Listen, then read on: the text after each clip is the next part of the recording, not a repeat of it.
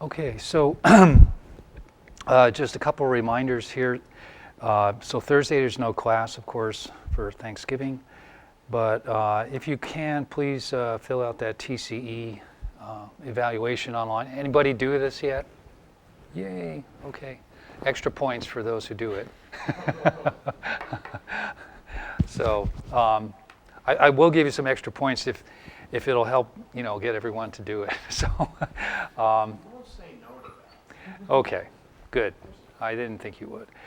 All right, and then so next week we have the class presentations, and again, this will be the order for the for those presentations. Now, so I still have two subjects I need to cover, and this is like my last lecture, supposedly. So what I've done is I arranged to have an extra lecture on Monday. So those of you who would like to come, it'll be at 11 a.m. In this room.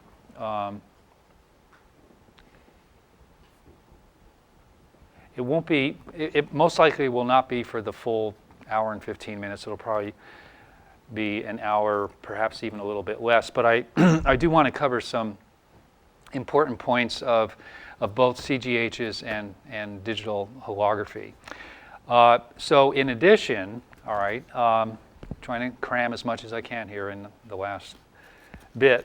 On Monday and Tuesday, we're going to have a lab 5, all right, which will not be graded, but again, it will be it's a lab on digital holography. So for some reason I had lab 4 there. So if you go on the website, you'll see that we have this lab posted, and I think this will be kind of an interesting experiment. And again, it mainly is for illustration purposes to show you how the process of digital holography works. So let's maybe go over the lab first, since I won't have a chance to do it on Thursday. And then in the course of doing that, I'll give you a little bit of a background on what the digital hologram is all about. So just to indicate that, so what is a digital hologram, all right? Or what is digital holography? So here we have some sort of object, and we again illuminate it. So here's the object. We illuminate it. We get some scattered light coming off of that. And we use, again, a reference beam in combination, just like we always do. And normally we would put our film here, but in this case we'll put a camera here, okay? And basically, so we have these two beams coming in, so our object beam and reference beam like we normally do. So we have O plus R, again, squared, and that's going to give us some sort of intensity pattern, which is basically going to be a fringe pattern, some interference pattern. But now, instead of making that into a transmittance function and then by processing of film or some other kind of material in order to create this transmittance function, now all we're going to do is take a snapshot of that fringe pattern with the camera, all right, and store it, okay? So now you start looking at the camera trying to see your hologram. You're not going to see anything on the hologram aperture. So how do we make this into a hologram? Well, now what you do is you actually simply, of course, this is going to be tied into your computer to store the file that has your interference fringe on it. And now what you do is you actually create a kind of a pseudo reconstruction or a mathematical reconstruction. So you now have your hologram plane here, and you come in with again, a model for the reference beam, and this will then create a virtual image out here, and you can also get, say, a real image formed, real in the sense that it's kind of on the opposite side of the hologram plane from the virtual image. All right, so the meaning of our real and virtual is a little bit different now because they're actually both virtual in the sense, or artificial, because they're just computer reconstructions.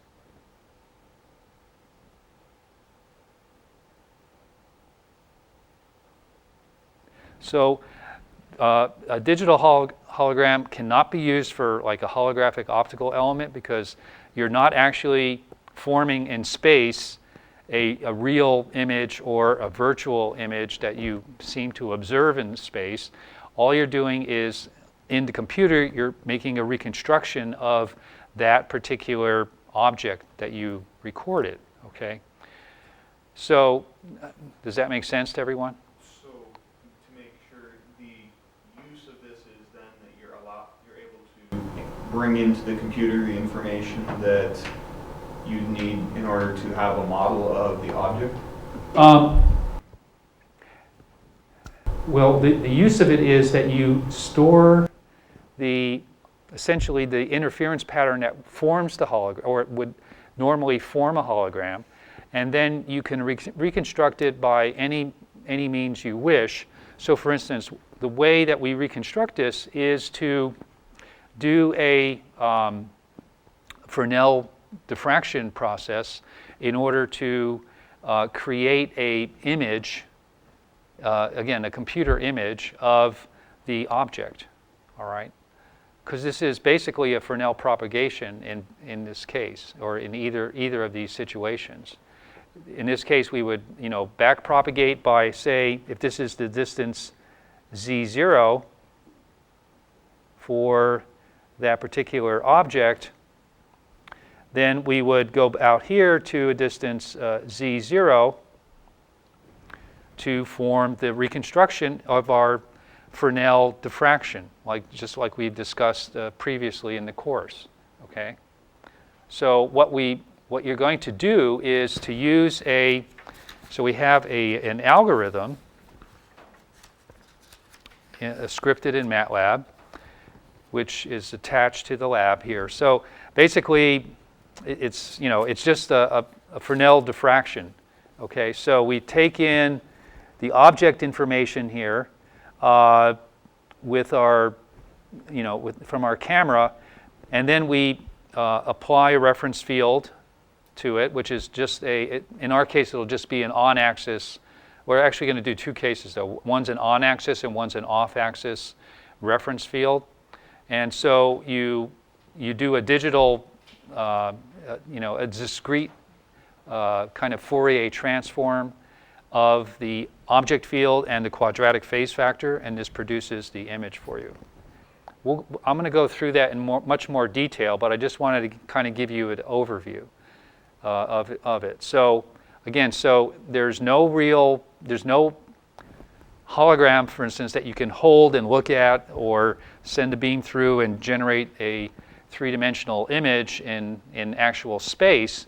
This is all of the reconstruction is done in the computer, or by computer by computer reconstruction. But the formation of the information is optically generated.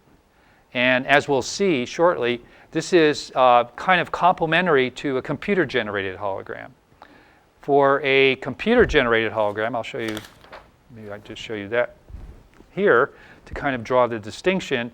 Here, we can't really generate the fields optically that we want, okay? But we know what we want. We know what we want to create some image, a special image of some object that we have in mind, or we want to create some wavefront that corresponds to some aberrations that would be formed by a lens that we're trying to test, okay?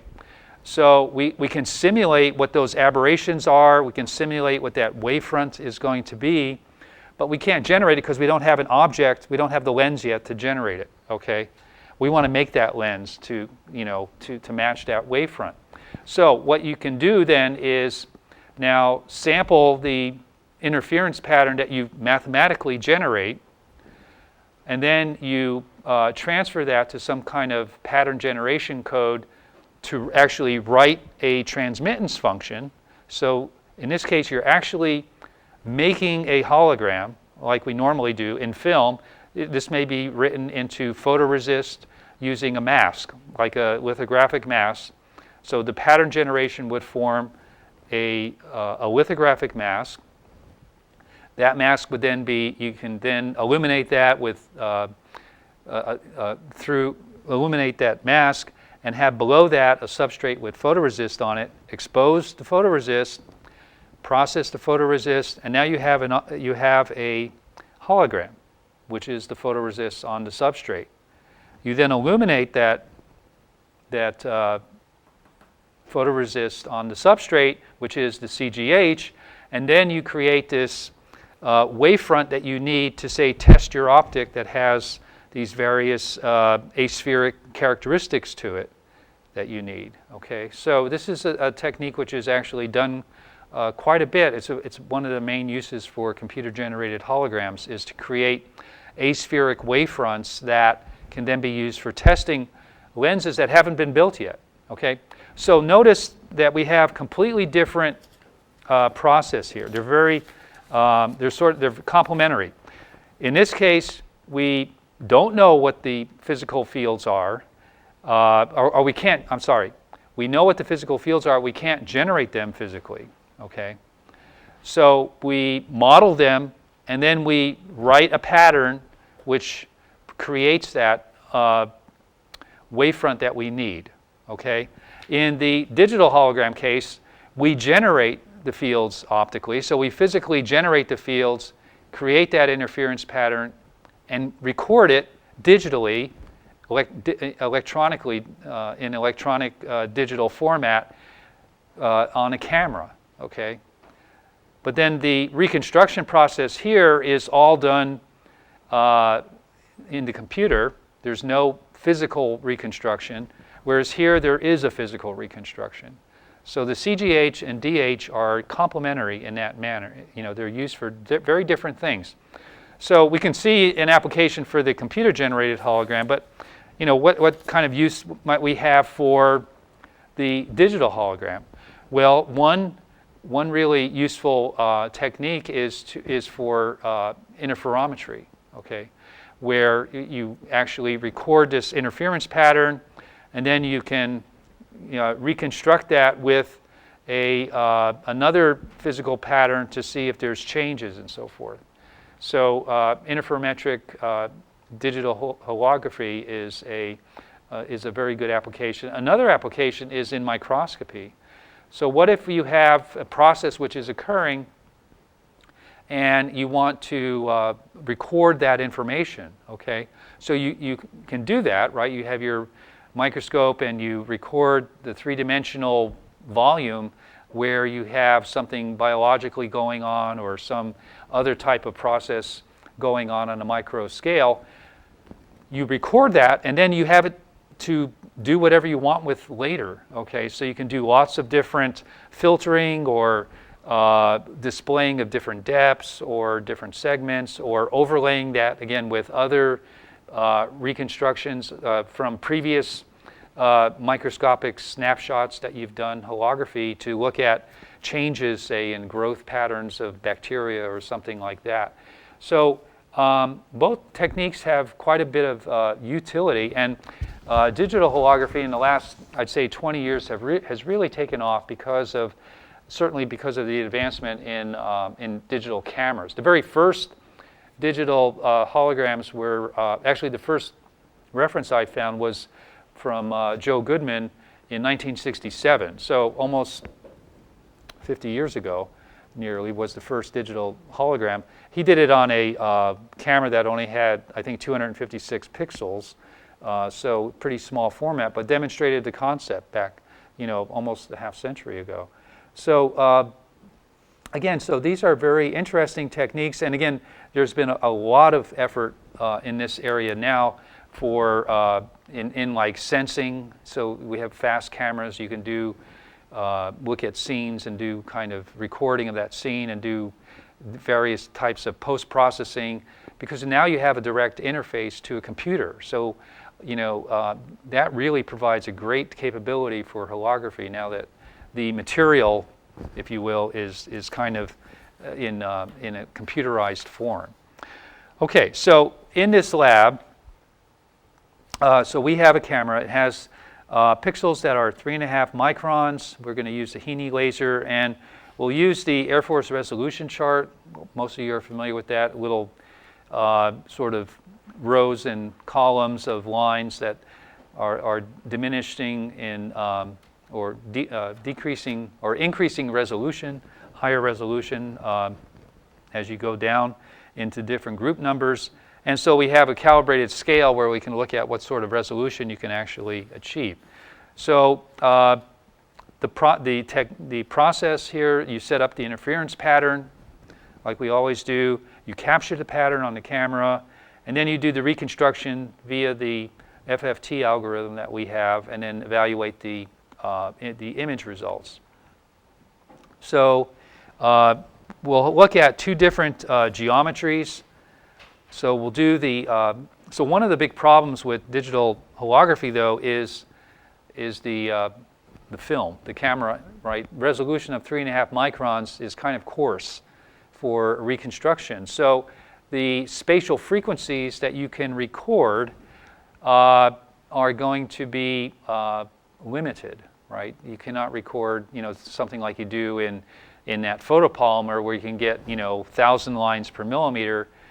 Here we're only talking about a few microns of resolution. So there's a big difference in resolution. So a lot of the recordings are done inline. Of course, you have all the same problems when you do the inline recording, like we did with the, when we talked about recording in film or polymer, where when you do the reconstruction, you see, the real image, the virtual image, the reference field, all of them are in the same line.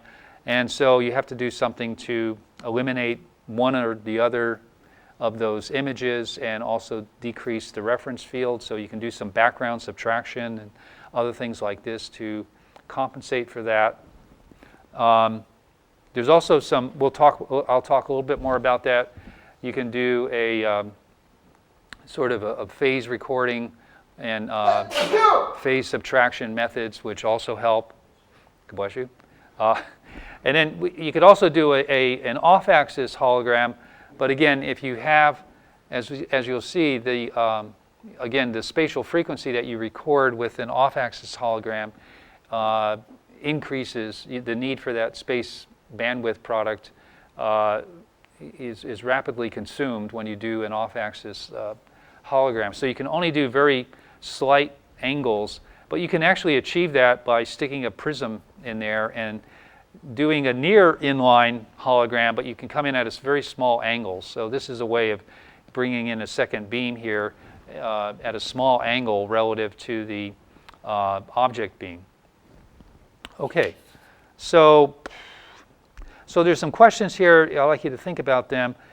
As far as, and again, I will go over the, well, maybe I'll just do the frequency response, or sort of the maximum frequency that you can record.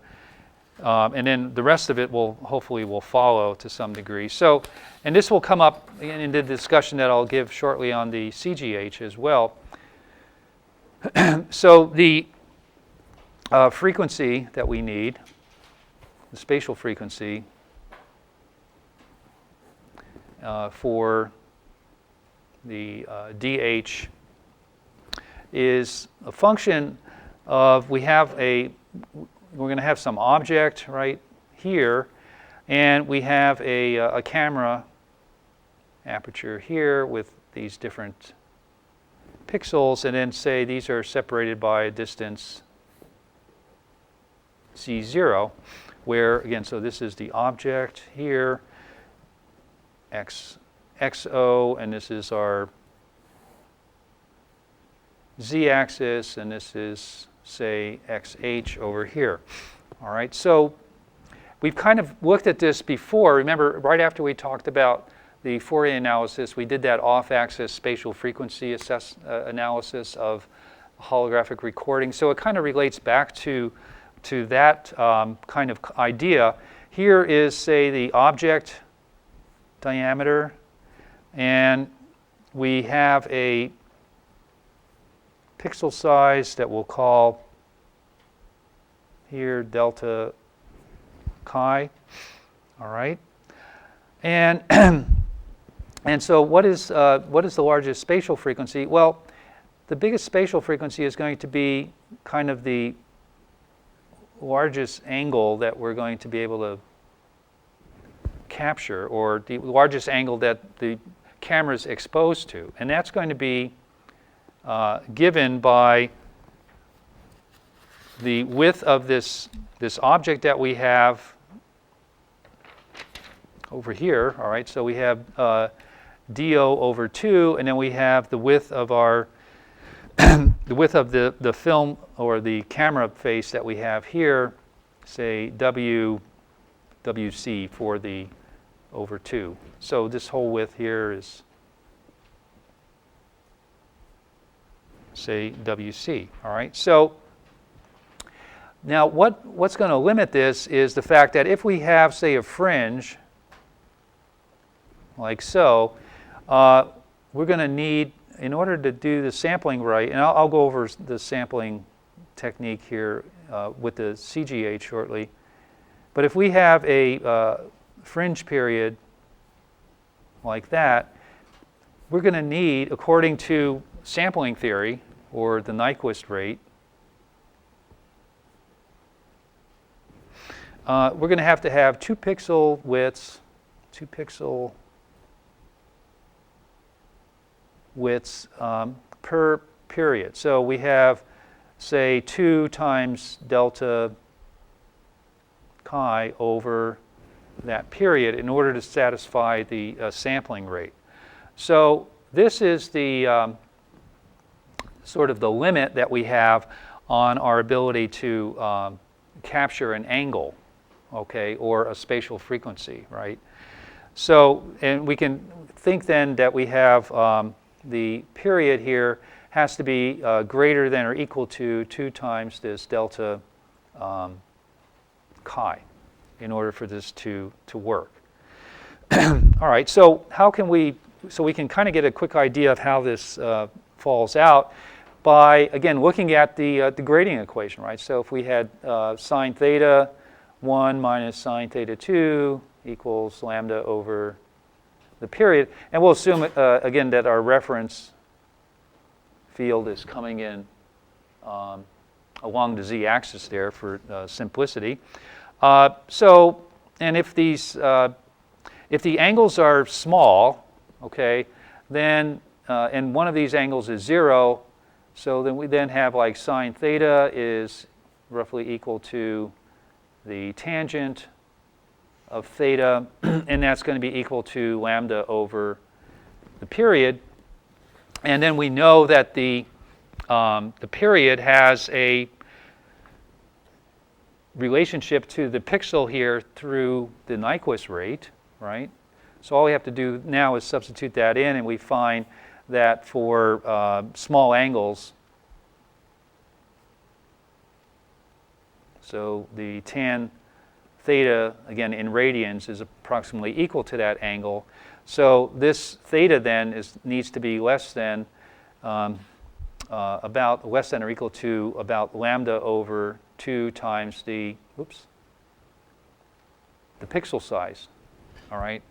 So this gives us an idea roughly of what kind of angle we can use, maximum angle that we can have coming from that object onto that camera plane.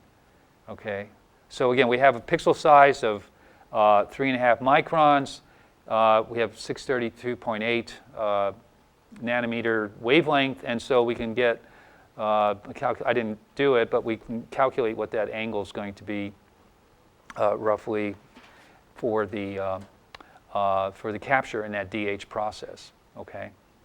So I'll come back to this in more detail, but I'd like to first go through the CGH description because I have perhaps a little bit more developed for that, which will describe some of the sampling as well as the discrete Fourier transform that's needed for both of these processes. Okay. All right. So let's move on, and so let's look at the CGH. So as I mentioned again, in this process, we know mathematically we can describe what the object field is, and so we can create a interference pattern by simulation. But then we have to sample that in some way because if we're doing this digitally, we're not going to be able to do a continuous or analog Fourier transform like we've done in the past. And we need to also have that pattern, that sampled interference pattern, in order to produce a pattern for a mask writing process. All right, so a lot of these are done lithographically. Yesterday I was talking to one of my former students who was visiting, and so he's just, I think we'll probably do this because it sounds really cool, but you can actually buy, Texas Instruments sells these deformable mirrors for display techniques. So you can actually do a mask writer by illuminating that mirror, imaging it. So the pixel sizes on that mirror deformable mirror are about 7.6 microns. If you need smaller feature sizes for your particular hologram, you can just demagnify that image onto the camera or onto this, onto your photoresist plane where you're going to do the actual writing of the hologram, and use that deformable mirror to be the mask writer or the pattern generator.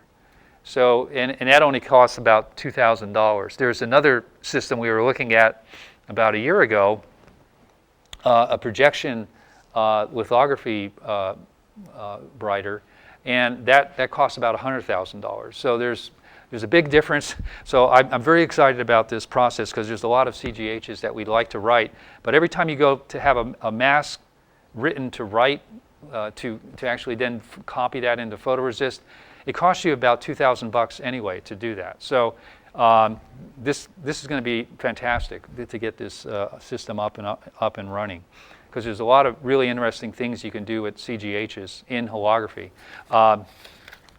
Anyway, that's a little bit of an aside.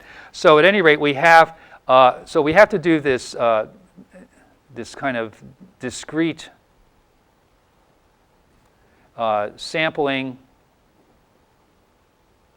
and this discrete transform operation for the CGH operation. All right. So again, one of the a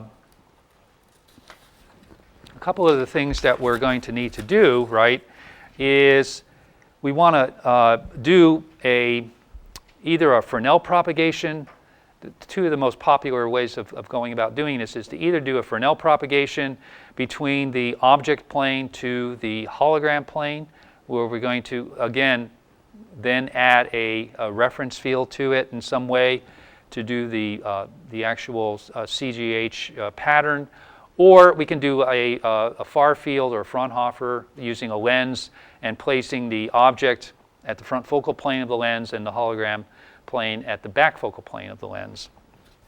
Okay, so we need to, again, so we have the analog diffraction processes for these. We need to do the discrete process for these transforming operations. All right, so how do we do that? All right, so if we look at the object plane, we're going to have some object field. Let's say we call that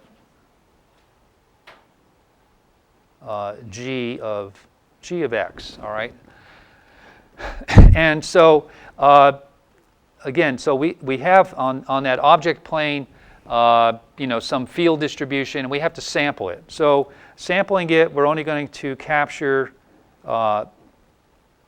the values of that function at discrete, say, x values here, and each of these are separated by, say, some delta x, all right? So if this again is the analog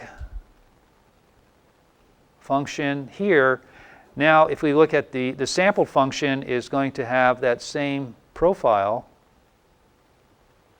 like so, but we're only going to end up with these delta functions that are weighted by the waveform of that object function, right? So we're only going to end up with these delta functions there, all right? So that's what we have, and this is our g sub s of x. This is now the sampled function that we have, all right? All right, so again, this function's over a limited range, so it's band limited. We can call it a band limited function.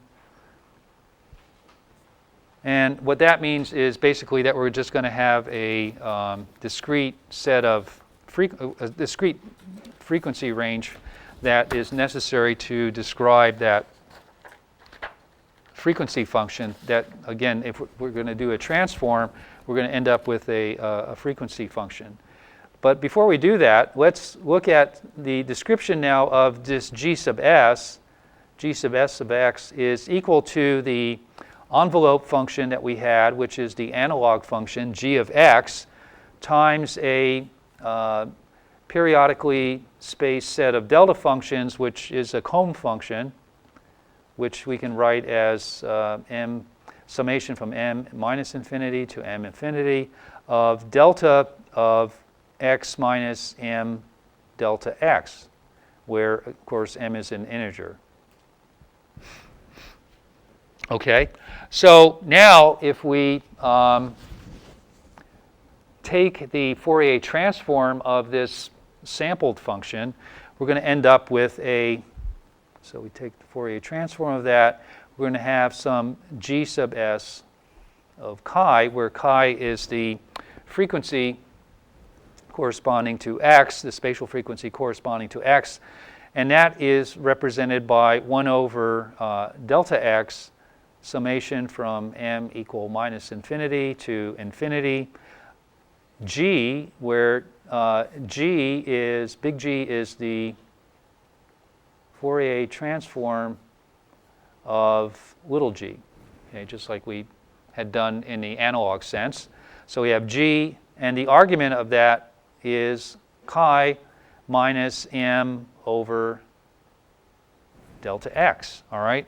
So what we have going on then is a repetition of these frequency bandwidths and frequency Fourier transforms of the g of x. So here at m equals 0, again, this is an integer, and it goes from m equals minus infinity to m equal infinity with a 0. So here we have 0. This is on the chi axis, and so we have the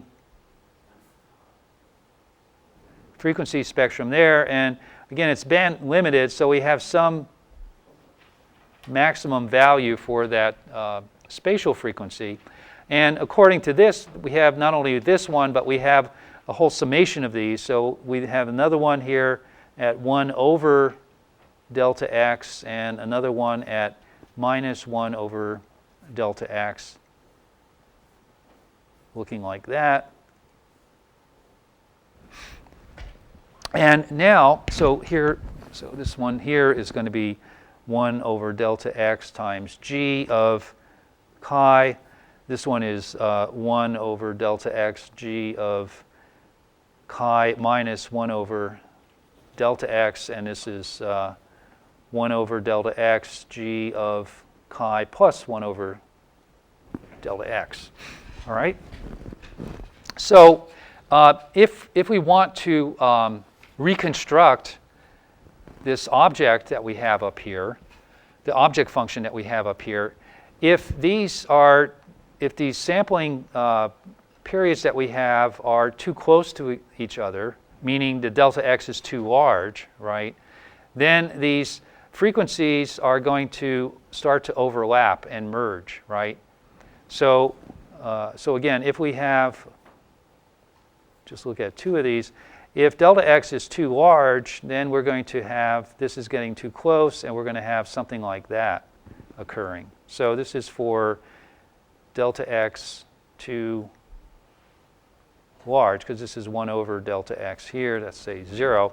So this pushes together, and then it's not going to be possible for you to filter one of these frequency spectras without having overlap with the other one, which is going to cause aliasing in the reconstruction process. Okay?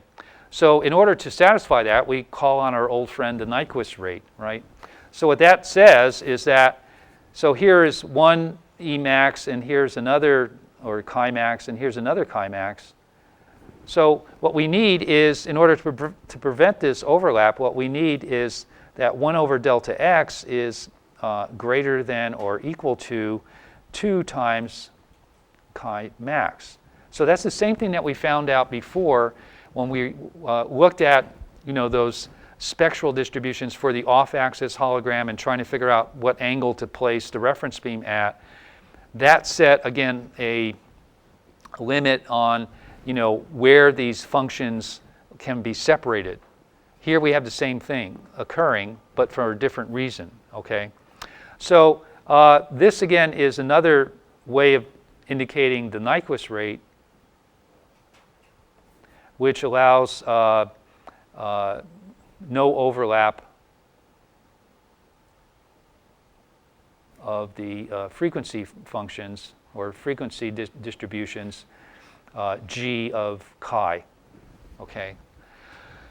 All right. So that's one of the. So that kind of dictates to us or tells us one thing that we have to pay attention to when we're formulating this discrete sampling process of the transforms. Now, again, so what we are always dealing with the diffraction process, and what we need to describe for this the CGH process is the propagation of that object field to the hologram plane. All right.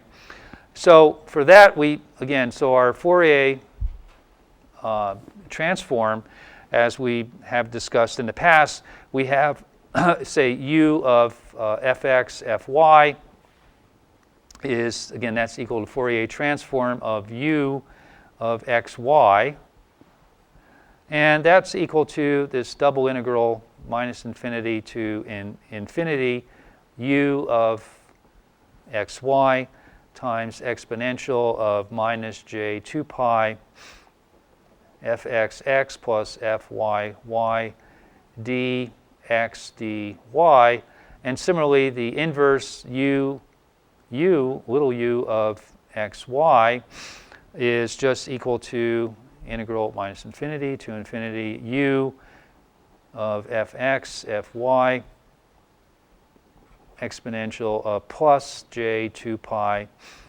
fx x plus fy y integrated over d fx d fy. So these are the functions that we want to discretize. All right? All right, so we can do that now. I'll just give you those discrete functions, and later we'll kind of justify it in a couple of different ways. So for the corresponding discrete Fourier transform relations, we have the following. So again, if we're propagating, say, from an object field here to to some hologram field or hologram plane here,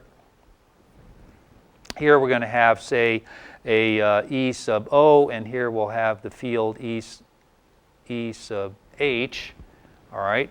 So for our discrete Fourier transform representation, we'll have at the hologram plane E sub H, and these now are only going to be defined certain points. So we have m times delta x, the sampling distance in the x direction, n times delta y, sampling distance in the y direction, and summation now, not infinite of course because we only have a finite range, but from little p equals 0 to p sub x minus 1. Since we're starting at 0, we have a minus 1. And q equals 0 to big Q sub x minus 1. So big P, or the p sub x and q sub x, q sub y, those are the, the number of pixels that we say have in our pattern sampling system, okay? In the digital hologram case, it will be the number of pixels in the camera, so in the x and y direction. That's what P and Q are. So these are, say, the number of sampling points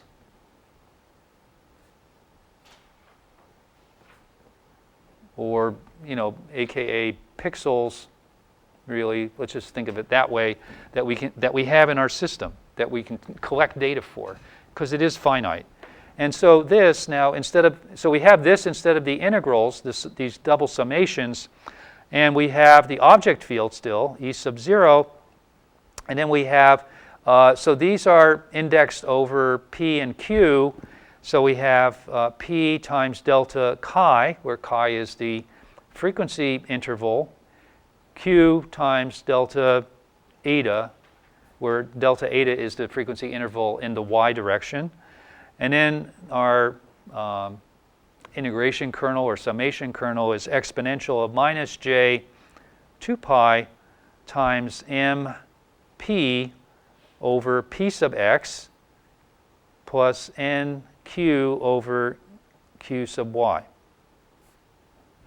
All right, and then so this is the Fourier transform of the object field, and then the inverse Fourier transform gives us E sub 0, right? We go back to the object field, or we could forward propagate it in the reconstruction to get to the image.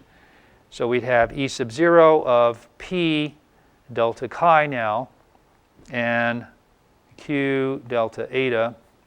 And this is equal to 1 over P sub x Q sub y, the number of pixels, right, or sampling points, double summation, again, m equals 0 to, we'll have the same number of pixels in both to keep things a little simpler. So we have P sub x minus 1, Q sub y minus 1, and this is n equals 0 to that value, times E sub h now, since we're going in the inverse direction, m delta x and delta y times exponential of j here times 2 pi mp over p sub x plus nq over q sub y. So keeping these index ranging over the same values allows us to use, p sub x and q sub y for the inverse function as well. So these are, again, really representations of the discrete Fourier transform, or DFT. And there's a lot of ways of improving on this. And so in order to speed these things up, there's a number of algorithms that have been developed to give us what's called the fast Fourier transform. And so the FFT. And these are available in MATLAB and MATCAD. And these FFT processes can speed things up by a factor of n over log 2 sub n, where n is the number of steps or operations that are needed for the Fourier transform process, discrete Fourier transform process. Okay, so what I'd like to do now is, again, so one of the critical things here is what is the sampling interval? that's going to be needed for a particular recording that we're trying to do, right? So here, we have in the, where's my, I have a nice figure here somewhere, okay.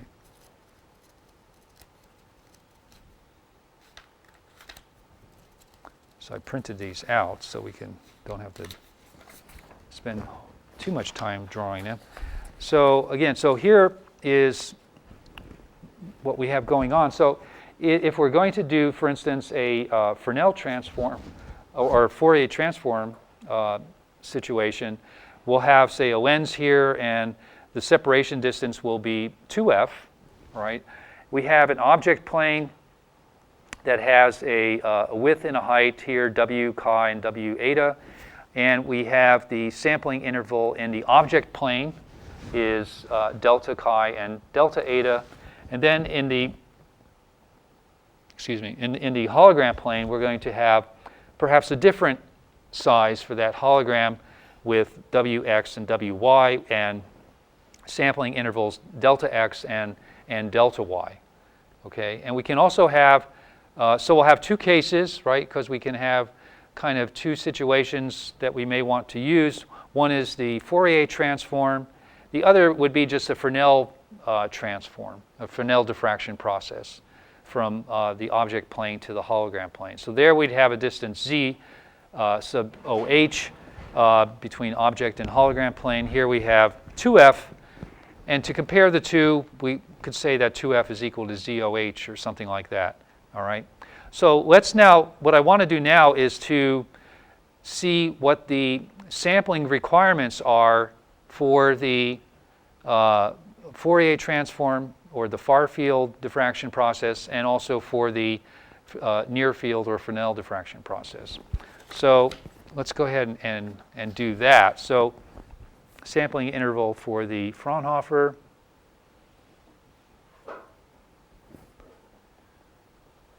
Diffraction process, and also for the Fresnel. And these are going to be different, okay? So again, so we have for the object, we have the dimensions of w chi and w eta, and for the hologram, we have wx and wy. All right? Well, okay, so let's look at the Fourier transform or Fourier diffraction process first, where we have just a simple Fourier transform of the object field. So in this case, according to our Nyquist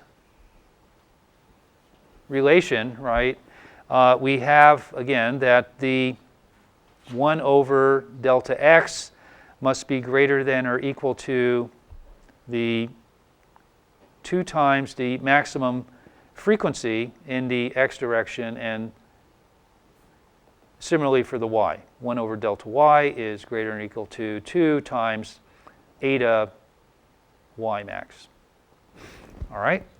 So that's according to our Nyquist rate, so we don't have those overlapping of our discrete sampled Fourier transform relationships. Okay, so what is the maximum frequency? Well, it's kind of like we just talked about here with the digital hologram, okay? That is going to depend on the angle that's subtended by the size of the object and the size of the hologram that we have, separated by some distance between the object and that hologram plane. All right? So just borrowing what we just derived here, so the chi x max now is just going to be equal to w, the size of our object, over 2 above the axis, over lambda times f, right? So we're talking about the Fourier transform. And similarly for eta y max, this is equal to w eta over 2 divided by lambda f. Okay, so again, this is just kind of representative of the largest angle that we're going to get for these dimensions of the object field relative to the hologram.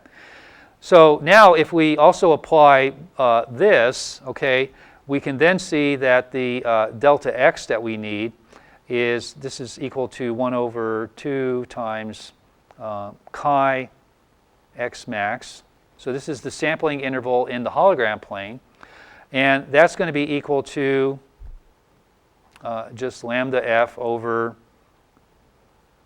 w chi, right? And similarly for the delta y. So if we now look at the number of pixels that we need, say, for this hologram, right, the number of pixels that we're going to be sampled, this is equal to the width, wx, divided by this delta x, all right? And that then is equal to wx, the width of the hologram, the width of the object over lambda f. And similarly, we have qy prime is equal to wy over delta y, right? And that's equal to wy w eta over lambda f. So again, so these are the number of pixels that we're going to need in the hologram plane. Okay, so that's for the Fourier. Now let's look at the Fresnel case.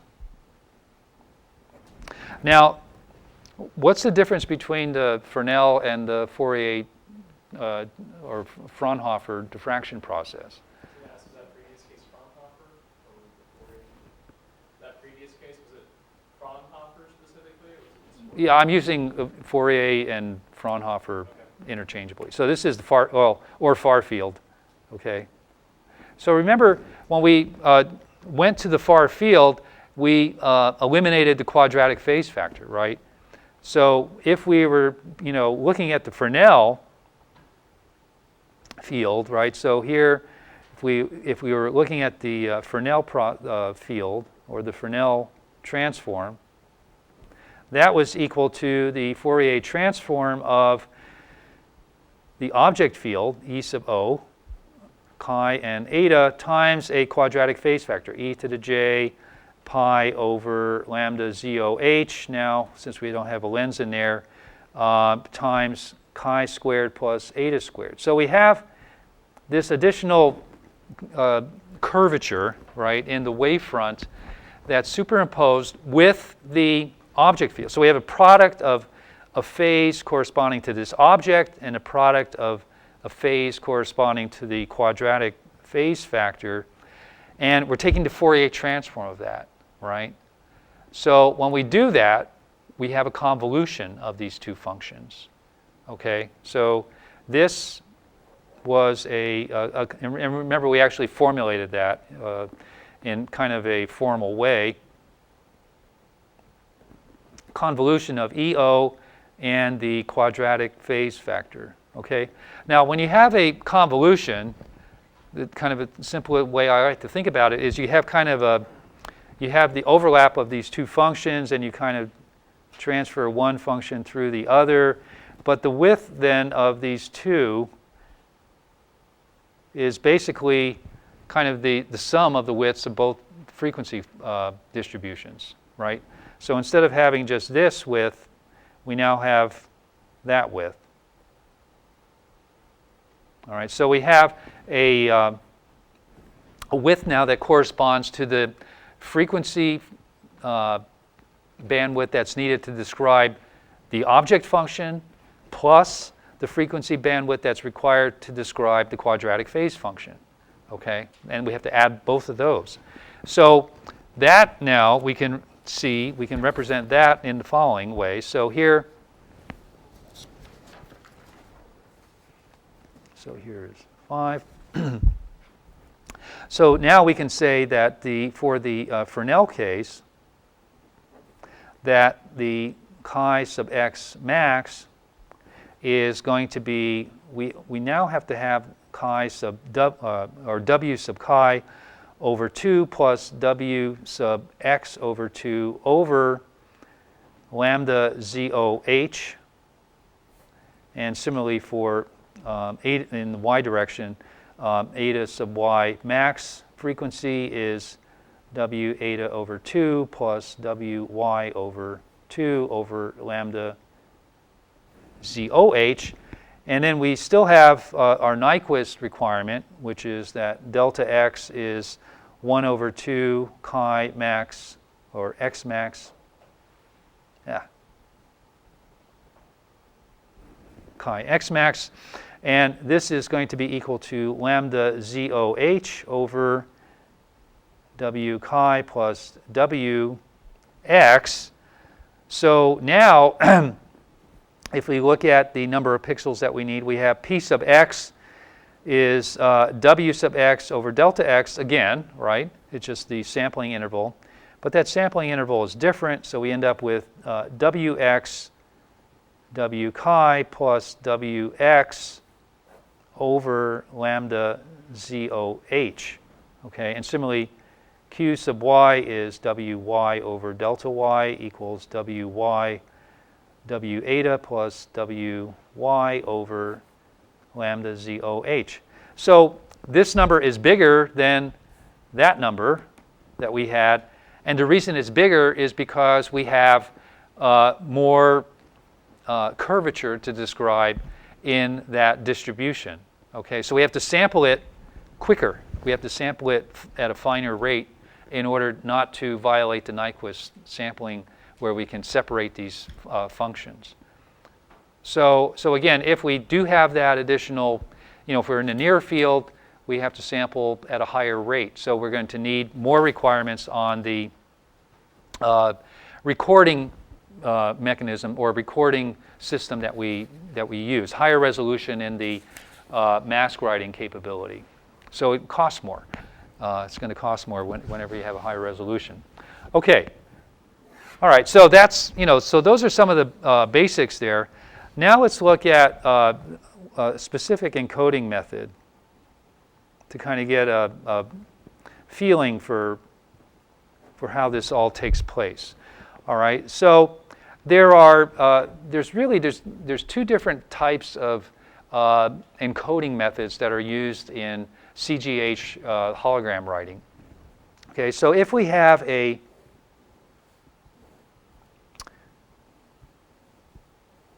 so what we're going to need here, we have basically a fringe pattern, right? And we have to sample it. So the two methods that we have for doing this is either a kind of a point-centered approach, or we have a cell-centered. Okay, so what do I mean by that?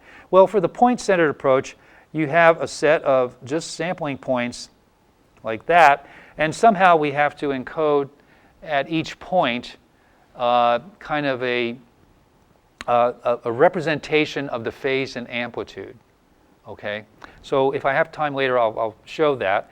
The cell-centered method is the following. So here we divide up our region into a set of cells, all right, and each of these cells contains in it the phase and amplitude. Okay, so each cell has a representation of the phase and, say, the amplitude function, amplitude of the field. Okay, so the encoding methods now. So let's look at a cell-centered encoding method.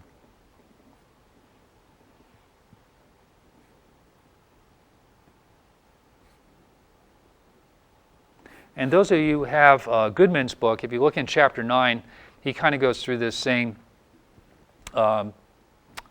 technique. And also in my notes, I think I posted my written notes so you can read them, and or my word process notes so you can read them. And so this cell-centered encoding method that we'll look at is called a detour phase encoding method, and we'll see why it's called that shortly. All right, so in this process, we're going to have our area where we're going to do the hologram writing is going to have a bunch of cells which are going to be displaced or written over the full area of the hologram. So we basically have a set of pixels which have these, which we're now saying are cells. All right. So let's look at one. So we have to record both amplitude and phase in each of these cells. So how might we do that? Well, if we look at the somewhere, can I have a picture? Okay. Here we go. All right. So here's what we're going to be doing. So here's a cell represented by this big A sub x. All right. So we have a height A sub x, and could be located at any point, again, in the hologram plane that we have here. All right. And so we need to modify the amplitude, which, you know, we could do that. We could make the hole bigger or smaller to represent an amplitude. But now what about the phase? Well, we need to encode in this a kind of an off-axis reconstruction beam. And the off-axis reconstruction beam is going to be at an angle alpha here, whereby we end up with a 2 pi phase difference for that wavefront, maximum of 2 pi phase across this cell. Do you see that? So as you tilt this to a certain height, you can get 1 2 pi modulo 2 pi. All right. So and then we're going to put into this a subcell, and we're going to manipulate that subcell within each of those cells. Basically, I'll tell you how to. So what we're going to do is change the width, not in the y direction, not the x direction, to give us the amplitude of the cell or of the field that we're sampling there. And we're going to change the position of that little subcell in that cell to give us the phase. Because if we put that subcell at a different place in the big cell, the cell height A sub x, cap A sub x, that means that it's looking at that wavefront at a slightly different place in phase where that field is coming in. So that's where the detour comes into the name of this process, the detour phase, that we detour or move this little subcell to a location that corresponds to the phase that we need, and we regulate the height, or not the height, but the width of that in the y direction to give us the magnitude of that field at that particular point that we're sampling. Okay? So it's a very clever method. Adolf Lohmann, very famous optics guy, who first developed this back in the 1960s.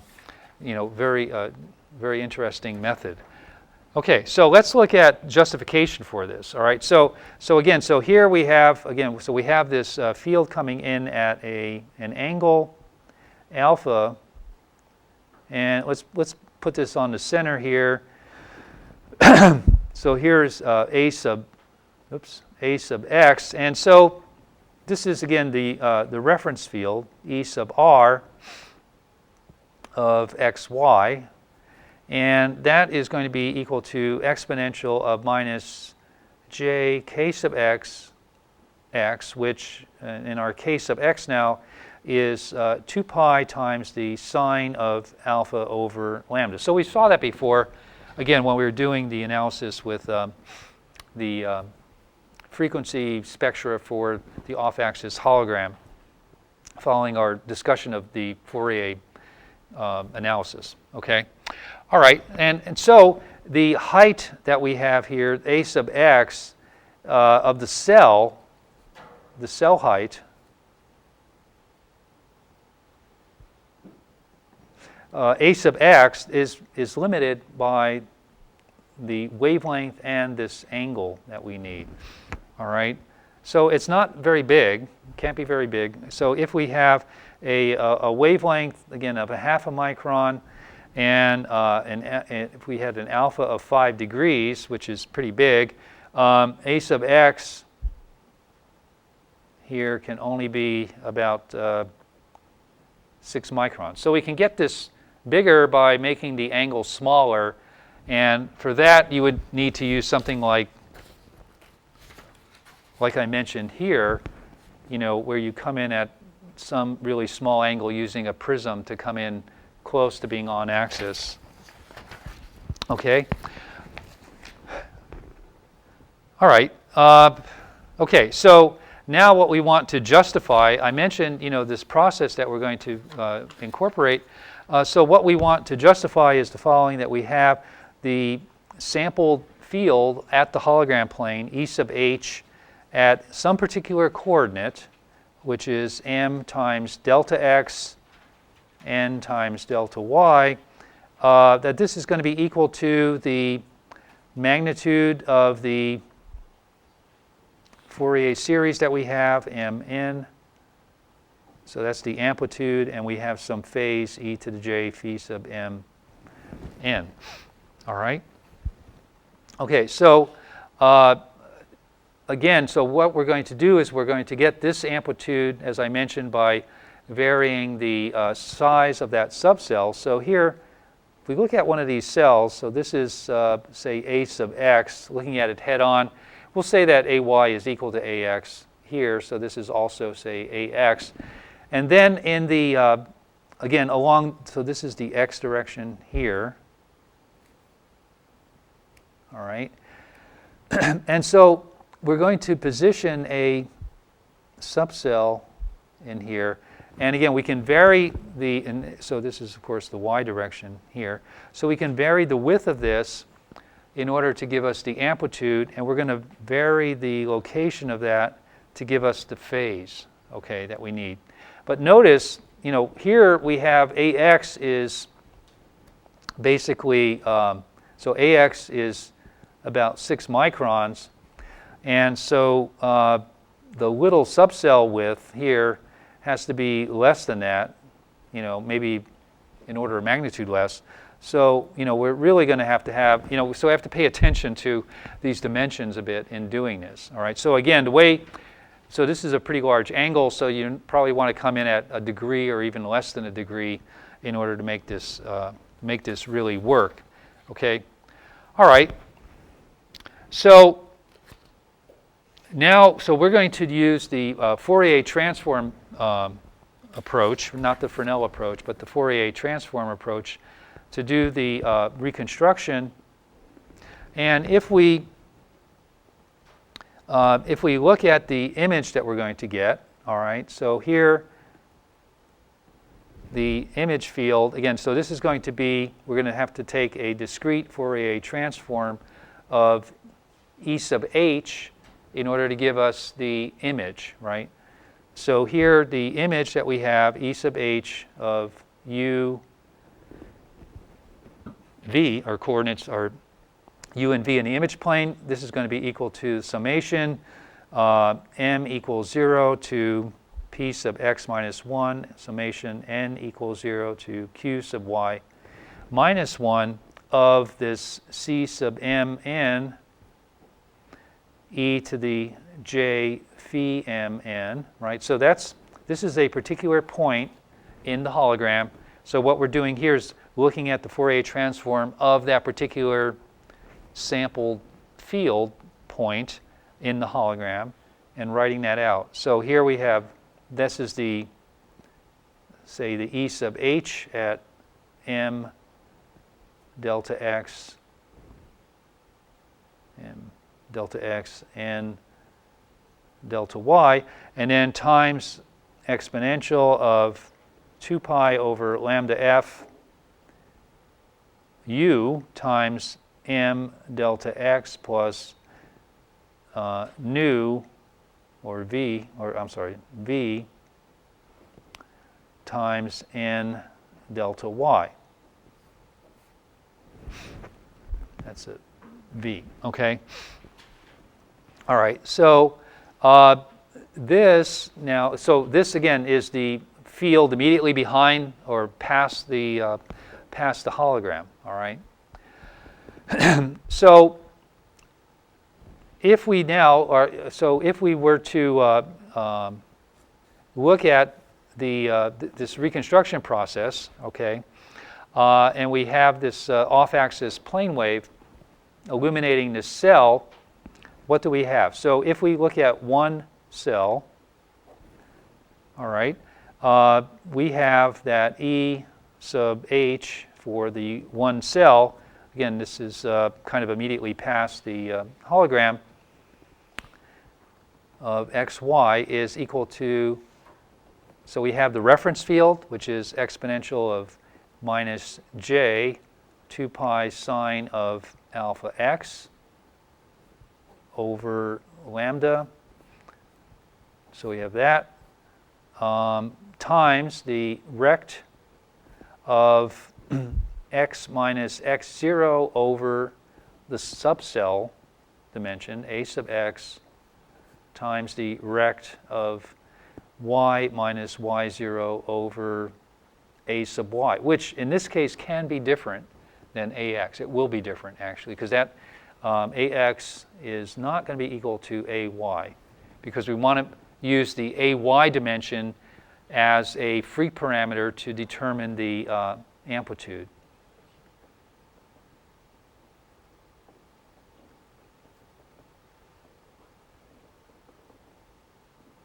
Of that field, okay? And so notice in the past, we've always said normal incident plane wave. Now we don't have a normal incident plane wave. We need that angle in order, because we need that degree of freedom to do the phased encoding, all right? So let me, okay. We're at the end of the period. I don't know, I guess they have to shut down the camera. But I'm going to have an extra lecture on Monday, again, at 11. And so I'll finish this up rather than just rushing through it and discuss some of the issues related to the digital holography. The reason I'm doing that, too, is because next week you're going to have your presentations on Tuesday and Thursday. So you can either come to class or come to that extra session if you're available and want to, or just watch it on the video afterwards. So, okay. So, and again, next, so have a great Thanksgiving, and spend some time with your friends and family. But also remember too that Monday and Tuesday we're going to have the digital holography lab. So again, it's not going to be graded. It's kind of a for fun thing. So. But it's kind of cool, so please come and take advantage of that. Okay, happy Thanksgiving, and see you next week.